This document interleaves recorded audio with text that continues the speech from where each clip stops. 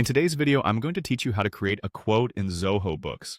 Whether you're a small business owner or managing a larger enterprise, Zoho Books is a fantastic tool that simplifies many of the accounting processes we face daily. Today, we'll be focusing on generating a quote, a crucial business document that helps communicate the price of products or services to potential clients. So, let's start by heading over to Zoho Books. First, you'll want to log into your Zoho Books dashboard. Once you've reached your homepage, take a look at the options listed on the left side of your screen. You'll notice a menu with several different categories. Here, you're going to want to click on Sales.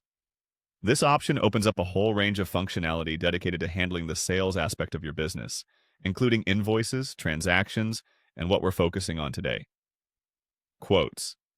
After clicking on Sales, you'll see a submenu where you should click on Quotes. This will take you to the section where you can manage all your existing quotes and create new ones. It's essentially your command center for preparing new quotes and keeping track of those you've already issued. From here, go ahead and click on the New button. This step is where we really start creating our quote. Now, you'll be prompted to fill out the details for your quote. Start by choosing a customer. You have two options here. You can select from an existing customer list or create a new customer if you don't see the client's name. It's a good practice to make sure your customer database is up to date, saving you time in this step when creating future quotes.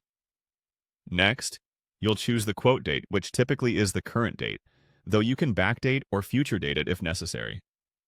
Right after this, you'll also need to select an expiry date. Consider your business terms here. Setting an expiry date is a wise move to ensure that the pricing you offer remains valid for a reasonable amount of time without open-ended commitments. Now let's focus on the item table.